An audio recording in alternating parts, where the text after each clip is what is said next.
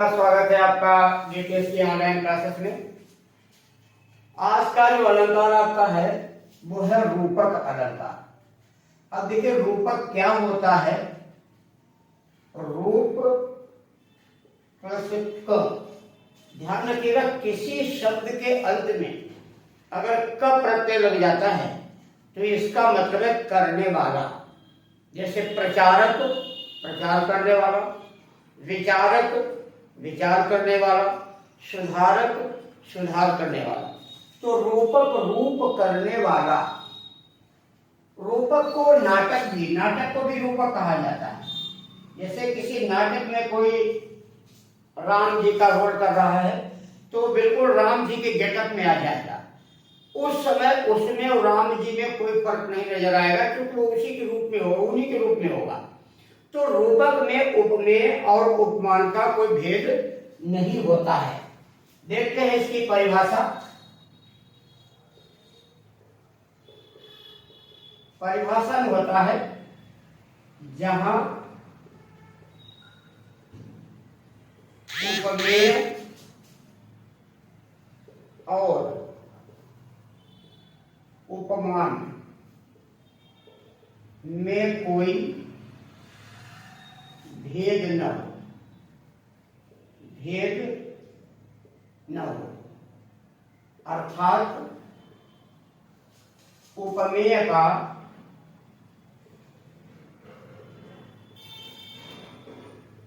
उपमान पर अभेद आरोप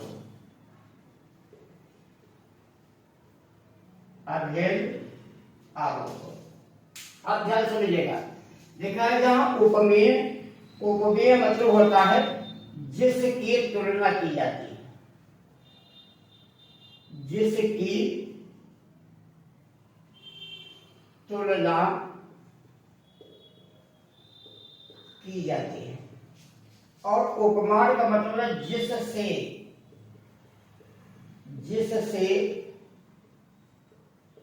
तुलना की जाती है। तो जिसकी तुलना की जाती है, जिससे तुलना की जाती है। जैसे उपमा अलंकार में क्या होता है, उपमेय उपमान। तो यहां पर क्या होता है, चरण सम कमल सम चरण। तो कमल उपमान है और चरण उपमेय है। लेकिन यह सम समान शब्द हटा दिया जाएगा। क्यों कहा गया उपमेय उपमान में कोई फर्क ही नहीं, कोई भेद ही नहीं है। जैसे उदाहरण देते हैं, मैया मैं तो चंद खिलौना लय है। भगवान श्री कृष्ण अपनी माता यशोदा मैया से कहते हैं, माता मैं चंद्र खिलौना लूंगा। अब यहाँ एक चंद्र है, एक खिलौना है। चंद्रमा क्या है, चंद्रमा उपमान। और खिलौना क्या, खिलौना उपमेय। यानी खिलौना की तुलना हो रही है और चंद्रमा से हो रही है। यहां चंद्रमा और खिलौना में कोई फर्क नहीं, चंद्रमा ही खिलौना, खिलौना ही चंद्रमा। इसलिए यहां पर क्या हो गया, रूपक अलंकार हो गया। किसी चीज को अगर आप बेहतर ढंग से जब समझ लेते हैं तो हो सकता है परीक्षा में कुछ भी दिया गया हो, कोई ऐसी चीजें दी गई हो तो आप उसे बड़ी आसानी से समझ लेते हैं। इसलिए रटने की प्रवृत्ति समाप्त, तो विषय कोई भी हो, बात हिंदी की नहीं है, कोई भी सब्जेक्ट हो, जब रटने की प्रवृत्ति समाप्त हो जाएगी तो अपने आप से आपके अंदर विद्युता आ जाएगी। अब आप उस चीज को समझने लगेंगे। अगला इसे उदाहरण है, गोस्वामी तुलसी जी ने लिखा है, मन मधुकर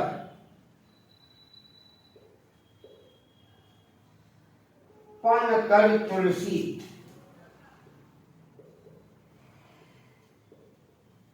रघुपति पद कमल बसई।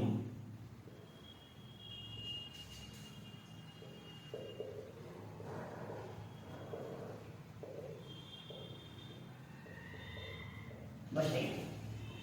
अब यहां क्या देख लीजिएगा, यहाँ मधुकर माने होता है भौरा, इसका अर्थ भौरा है। मन यहाँ उपमेय है और मधुकर यानी भौरा यहाँ उपमान है। दोनों में कोई फर्क नहीं है, मन ही भौरा है, भौरा ही मन है। यहाँ आता है पद कमल, जो पद है वो उपमेय है और जो कमल है उपमान है। यहाँ से सम समान शब्द हटा दिया गया, दोनों में कोई फर्क नहीं है। जैसे आता है तुलसी जी ने चौपाई लिखी है, अति आनंद उमग अनुरागा, उमग अनुरागा चरण सरोज पखारन लागा, चरण सरोज पखारन लागा। वनवास के समय जब श्री राम ने केवट से नाव मांगी तो केवट ने मना किया कि हम आपको नाव पे नहीं बैठने देंगे, क्योंकि आपके पैरों का स्पर्श करके एक पत्थर की शिला जो है वो स्त्री बन गई। अगर आपके पैरों के स्पर्श नाव पे हो गया तो नाव तो स्त्री बन जाएगी। इसलिए सबसे पहले आपके चरण धोएंगे, उसमें कोई धूल ना हो तब बैठाएंगे। तो राम जी ने आदेश दिया, ठीक है। तो क्या हो गया, अब आप देखते हैं सरोज माने होता है कमल और चरण माने चरण, तो चरण क्या है उपमेय और सरोज यानी कमल क्या है उपमान। कोई फर्क नहीं है इस उपमेय और उपमान में। तो यहाँ पर भी रूपक अलंकार है।